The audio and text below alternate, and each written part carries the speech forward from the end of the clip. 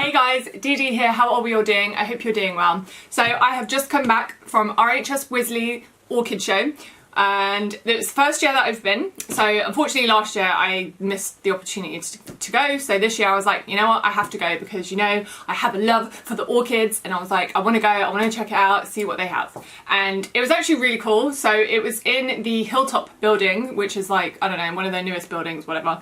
It was a little bit tight, I'm not gonna lie. It was a bit like walking around in there, but it did quieten down kind of like after lunchtime. So, you know, I actually had time to get in there, see all the orchid displays and see actually, you know, have a proper look more at the orchids that they had on sale, because it was literally like madness to try and see anything in there because, like I said, it's a very small room and I feel like they need to make it a little bit bigger just so that it's a little bit more easy to walk around and have a look at stuff. But it was good. It was a good experience to go there. I did actually see an orchid YouTuber as well, which was kind of cool. It was amazing. As soon as you entered the room, oh my god, the fragrance was intense. It was really intense. And it was so funny because as I was walking around the displays, I could hear a lot of other people as well being like, where is the fragrance coming from? And we were having like a hunt down the fragrance. So there was quite a few orchids in there actually that had a really good fragrance to it. But I think we narrowed it down. There was one like display section from a school and they had like these white dendrobiums and just multiple of them, and oh my god, it was that. Like, it wasn't a bad scent. I mean, like, okay, after a little while, after a little while, it was kind of getting to that point where you're like, okay, this, you know, the smell was getting a little bit intense, but if, you know, short doses, short bursts, it was a really nice, like, floral fragrance. It's really hard to describe what it is, but it was a dendrobium, which I was kind of shocked about. But yeah, it was just so funny because everyone was like, is it this plant? Is it that? Literally going up and smelling like all of the displays to figure out which plant it was. And there were I think there was 1, 2, 3, 4, 5, 6 nurseries slash societies slash foundation, I guess, or charity, whatever you want to call it, in there. And they had quite a good variety of orchids. I like orchids I've never even heard of, I'm not even gonna lie. Like, they were a little bit pricey, but at the same time, you know, they are orchids, they take forever to grow, so I kind of understand it. But they were also so helpful, like all the people there asking, like, because I had to ask for a little bit of care advice because some of my orchids I'm struggling with, mainly like my paths. And I was like, can you please help me?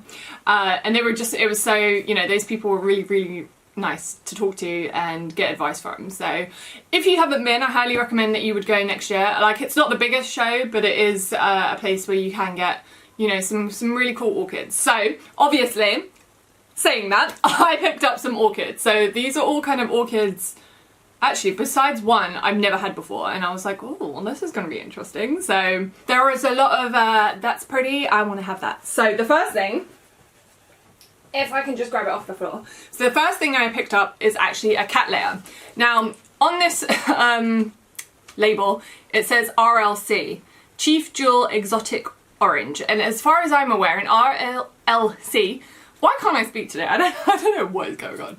Oh, I swear I have that. Every time I go to film and it's like, my brain's like, meh.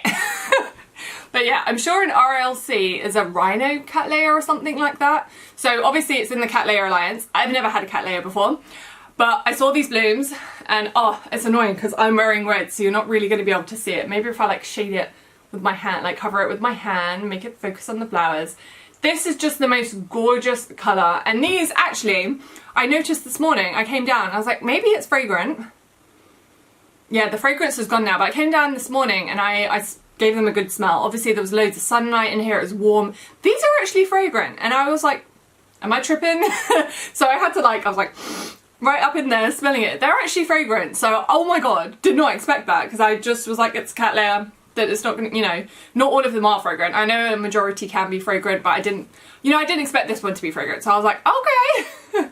So I have no idea how to take care of this. I've never had a Cattleya before, but I'm pretty sure they're quite easy care. But just look at that bloom. I'm sorry, I know I'm like trying to stay still so that you guys can see that, and it doesn't help that I'm wearing a red jumper too.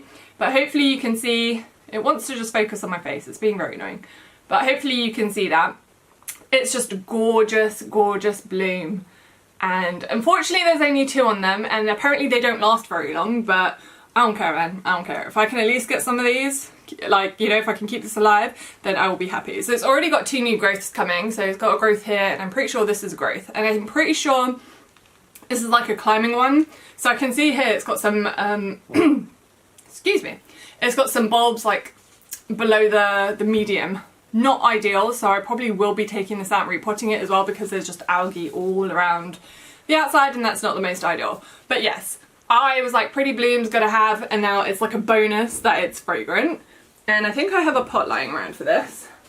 Yes, one of my old like foul pots, so that I'm just gonna put this in here so it doesn't like fall over and drop. So that was the first purchase. And then the second purchase that I picked up was a Paphiopedilum. And it's a bit, I'm a bit worried that this is not very rooted. So I'm probably gonna have to look in here because it's kind of wobbly in its pot. But this is a Paphiopedilum Clair de Lune crossed with Delenatii. Delenati. I call it Delenatii just because there's 2 eyes. But look how gorgeous it is. I was like, this is pretty. I need to have it. Even though I'm kind of struggling with my Delenatii, so I have a Delenatii, I'm struggling with it just because I think it needs a lot more water than what I'm giving it. So I'm hoping that I can take care of this a lot better. And obviously this is a smaller pot, so it's going to need a lot more care. So I am going to have to, you know, have my eyes on this one and make sure that I keep it semi-happy, I hope, and that it grows. So it's got like a nice new, I don't know if you can see that, like that tiny little thing in the middle, it's got a nice little new leaf coming. Now I'm pretty sure this is probably a seedling because my Delenatii is a lot bigger than this, so I don't know if like the crosses between these two is the, like, you know, this is like a miniature, but I don't think it is. I just somehow think this is a seedling and I'm gonna have to wait for it to grow. I don't know, if you guys know, do let me know, but if it stayed the size, it would be just freaking adorable. But oh, just look at those leaves. So even when I don't have flowers, because, you know, Paphs are notorious for having 1 flower a year, you know, it's got gorgeousness to look at regardless. And I know what both of these plants look like. I have no idea what these flowers are going to look like when they come. So it's going to be a surprise for me and for you when this eventually blooms in like 5 years time. But it is, again, I just can't stop looking at it. And it's just like really different colour as well. It's like a lightish green. Now I don't know if that's, I don't know how it's been kept, but all the leaves seem like that. And I'm just, oh, I'm excited. I'm excited. And then I went a little bit crazy. I bought a genus, or is it species? Every time I get confused, I want to say every time I get confused, species and genus, my brain just don't comprehend. But yeah, I picked up some orchids I've never had before, and I've seen them before, and I was like, oh, those look really cool, but I was always a little bit scared to try. So I got some Neophoenicias. So it's a Neophoenicia. I know it's kind of part of the Vanda Alliance, so they're not technically too difficult to take care of, but they are very particular in what they require. So these are normally native to like Japan, Korea, and I think maybe China. And they are epiphytes, obviously, but they have specific seasons from what I understand. So I think during the growing season, our growing season would be like their wet season, and then they have like a dry winter season. So I've been told to keep it dry for now until the wet season starts, and water it obviously when you see the medium and everything is dry. It's going to be a challenge for me because, again, like I said, I've never had these before. But they are just adorable. Like, they are miniature orchids, and again, they have fragrant flowers. You know what I'm like. I love my fragrant flowers. And I was just like, fragrance? Miniature? Yes. Because then I can have space, you know? I can just squeeze them in somewhere on my shelf, and I don't have to worry about them getting ginormous. Now, obviously, I don't know how big these eventually do get, because obviously this is like not that big of a... there's a weird bird. What is that? Oh, sorry. Just looking out my garden, I'm just seeing like birds coming to flock, and I'm like, who are they? What are they? Get distracted very easily. But yeah, so this is this one. What is this one? This is Neophoenicia falcata Setsuzan, and it's got this kind of like tiger striping, I think, on the leaves. So if you can see this leaf here, It's got like a different colour to it, so apparently that's how like the leaves grow. I thought I picked up a different one than this one. I thought I had Snow Mountain, but it looks like I picked up Set Suzanne, which is okay because I'm sure that's a gorgeous flower too. I'd have to just look up what it is, because the guy that had these, again, he was like, I have no idea how to grow Neophenicias, but I'm trying, so good luck as well. And I was like, thanks. But there was like these 2 A4 sheets of names of Neophenecia hybrids, and you could just look up the name and it would tell you like what the flower looked like and what it smells like. And I was like, well, that's pretty cool. But there was like so many different varieties and I was like, holy moly. So I had no idea which one to pick. I was just like, okay, this sounds good, let's just pick this one. And again, like I said, they stay quite miniature and I'm just looking forward to it. So send all of your good growing vibes to me that I can keep these alive, because I think these would be really cool to have, you know, in the house, because again, they're miniature, you can just fit them in anywhere, and again, fragrant blooms, we love the fragrant blooms. So there's that one. And then, because I was just a little bit crazy, I don't know what I was thinking, I honestly don't know what I was thinking, but I saw it and it was just one of those things where it's like, I have to have it. So I don't know, like, you guys probably know, you see a plant and you're just like, you can't stop thinking about it, and you're like, that's mine. And this is what happened. And I had to think about it because it was kind of expensive, and I was like, oh, am I really gonna do this? But I couldn't stop thinking about it. So I went and had lunch and I was like, it was still in my brain. I was like, oh, that's such a gorgeous orchid. And then I kept walking past it and I was like, it's mine, it's mine. So I had to pick it up. So it's a variegated Neophenecia. So this one is Neophenecia falcata Higashi Hidemiyako. Higashi Demiyako. Demiyako? Miyako. Yeah. Higashi Demiyako. I don't know if I'm pronouncing that right. Probably not. Butchering Japanese, I try. But it's a variegated Neophenecia. It looks gorgeous.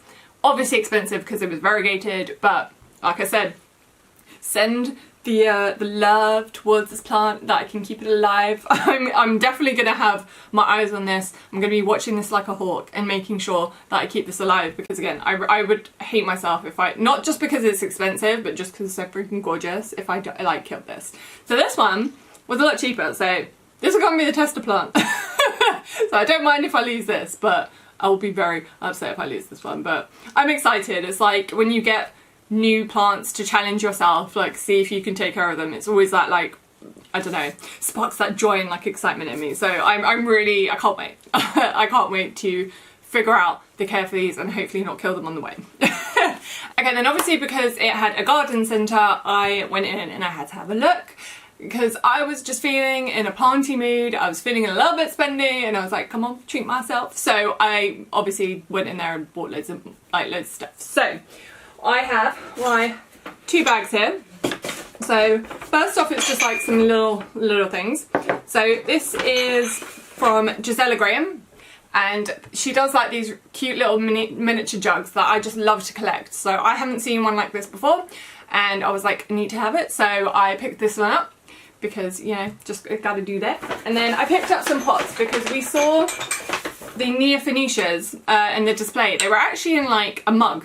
So someone's like tea mug, they were planted in that, and I was like, that looks really cool. So I had a look at the planters that they have in Wisley, and they had like these cute little like cup and saucers. So it's got a little drainage hole in it, which is really handy, and then a little saucer for it. So this is the first one that I picked up. So it's like this blue design, and I'm probably going to put the variegated one in here. I think that looks good. So that's kind of like what I want there with that one. And then I picked up this red one, which is like a little flowery design. I kind of think I should have picked up 2 of the same, but you know, whatever. But it's really handy that it has the little drainage hole in there, so I don't need to worry about drainage. And then I'm just gonna, this one's a little bit too big to fit in there, but it'll be okay. And then we have my bag of plants. So let's get it out. I went a little bit carnivorous plant mad this time around, because I have the fungus gnat issue of my life. Oh my god, they are freaking everywhere. And I'm struggling to deal with them. I have sticky traps everywhere. My pings that I have, they're currently like coming out of dormancy, so they're not quite eating as many insects as I would like. So I'm like, I need some help. So I know I have one. I already took it out because I was like, it's a little bit dry, I need some water. So the first one I picked up is this Drosera, if it wants to focus, is this Drosera Alicia. So if you have any care tips for me, please do let me know, because I am struggling. I'm not even gonna lie, I'm struggling with these, my Sarsinia and my Drosera. They're the ones that I struggle with because I'm naughty and I don't always water with rainwater. I use filtered water, and that is a no-go for these guys. That is really a no-go. They need rainwater. So I have some rainwater outside, and I'm working on like having a system set up that I can collect more rainwater. So this I actually did water with rainwater, and I'm hoping, you know, I'm hoping this time I can keep this one alive, because I had this one last year and I stuck it out in the greenhouse and it was doing really well, and then suddenly it just turned to mush. I don't know what happened. Like, it wasn't overly wet, it wasn't overly dry. It just stopped working. And I was like, okay, long live you forever. Now my Sarsinia, I still have that outside, but it has lost quite a few pitchers, so I do have to cut off the pitchers, but it is growing new ones, so it is still alive. But obviously I need to make sure that I am using rainwater, because I ain't spending money on distilled water. That's just not happening. But the rainwater, yeah. So if you can also give me any kind of care guide, like any information on taking care of these besides just the rainwater, please do let me know, because yeah, I don't know. They're not doing so hot for me. So yeah, that's the first one. And then you can probably see I picked up this Sarsinia. So I have no idea what type of Sarsinia, whatever pitcher plant I have. I have no idea what kind of, you know, what type, what hybrid, any kind of thing that is. It says sun, part shade, rainwater, preference is rainwater, indoor or outdoor. So I will probably put this out in the summer, but I was expecting this to be a lot more expensive than what it is. So this was actually like £8, and it is a moss. I'm not sure how long I'm going to keep it in the moss, because obviously moss will get a little bit nasty after a little while, but we're going to see how it is. I'm going to try out how it is, and it's actually kind of moist in here, so it's good. But again, these I need a little bit of help with taking care of them, because, you know, I water them and then I'm like, what's going to happen now? You know what I mean? Like, I never see them eating bugs. I never see them have bugs in there. I've heard you're like, do you fill them with water, or do they just fill themselves with water? I don't know. I don't know how it works. So it's going to be a learning process for me with these, but I love them. I think they're just so alien looking and so cool. So I was like, I have to try this again. So yes, again, care tips appreciated. And then the last carnivorous plant I picked up is another ping. So this is Ping Anna. It's got a little bloom on it. I don't know if it is going to bloom. It looks like it's been catching a few fungus gnats, so I just need to leave it out so it can catch a few more, and then hopefully that will feed the bloom. But these are a lot more easygoing than these guys, well, at least in my experience anyway, because again, I water these with filtered water and these survived. So I've had that one, I think 2 years, and then my other one about a year. Now, they're growing, so it's not like they're slowly dying. But they, I think, as I met someone at another flower show who grows carnivorous plants, and he told me that pings are a lot more tolerant of, like, what's the word, like our hard water, if that makes sense. So they like, I think alkaline water is the word he used. I'm hoping that is true and that I won't kill this one. It looks like it's doing pretty okay. I think there's like another little baby there on the side, but I'm just going to see again how it goes, and I'm hoping that it will just help me with my fungus gnat issue, because there's just too many fungus gnats, too many. And I'm at my, like, I've had enough, you know what I mean? So they're the carnivorous trio that I'm hoping will munch on all of these little bugs that I have. And then I picked, oh god, almost dropped the bag on the floor. And then I picked up a few plants from my terrarium. So I had my begonia amphioxus, but I picked up a begonia amphioxus again because my last one died. I don't know what happened. It just literally turned to mush and disappeared. So I have it, but I've already stuck it in my terrarium. So I will probably get like a little side note, little picture of that, because I'm going to try again. So that one's in bloom. I'm hoping I'll be okay in the terrarium, because I know it can grow outside of a terrarium, but I kind of want it in the terrarium because it's cute. So we will see how that works out. I might end up just taking it out and having it out in the open and seeing how it goes. Or I might just buy another one and see how it goes, because they are miniature. But I know a lot of people are like, they grow like weeds. And I'm like, tell me your advice, please. Because I think, no, is it two? I think I've killed two of them. One of them. I don't know. the last one that I had died. So I'm crossing my fingers that this one will survive. And then, yes, I have a terrarium that is not doing great. It got like this mold. So I bought this specific terrarium soil, and I don't know what happened, but oh my god. Even the bag of soil that I had, there was like this disgusting yellow moldy stuff growing on it. And it smelled atrocious. Like, oh my god. I opened the terrarium and I was like, what is that? I opened that bag of soil because I was like, oh, let me eat. Nope. It was unusable. So the plants in there were struggling, which I know normally, like when you get like the fungusy, grossy stuff on the top, it's, you know, normally it's benign, it should be okay. But this was like, I don't think it was okay. It was treating my plants not good. So they were struggling, they were not looking great, and I was just like, okay, I need to redo this terrarium. The plants aren't looking so hot, so I went and bought some more terrarium plants. So the first one that I picked up, I'm pretty sure this is a Calathea vittata. Now this was kind of expensive for what it is, because you can get, I'm pretty sure, oh, it's a little leaf, curl back over, there you go. I'm pretty sure you can get like a full-size plant for like 10, 15 pounds. And this was like almost a £5, and I'm kind of like, oh, why did I do it? But I'm stupid. Because I know this isn't going to last that long in the terrarium anyway, because these grow, when they have the ideal conditions, grow very fast. But at least it can be in there for a little while, and it's got like this little bit of moss on it, which I'm hoping I can put in the terrarium and it will just continue to grow in the terrarium as like this nice little it's like cute little spongy moss. So I'm hoping for that. I'm actually going to give it a little bit of a mist and hope that the moss stays all alive. So that's the first terrarium plant, and then the second terrarium plant I picked up is an Irisine Herbetzii. So I had the different version of this. They are freaking water hogs, like oh my god. I thought my peace lily was bad. This, yo.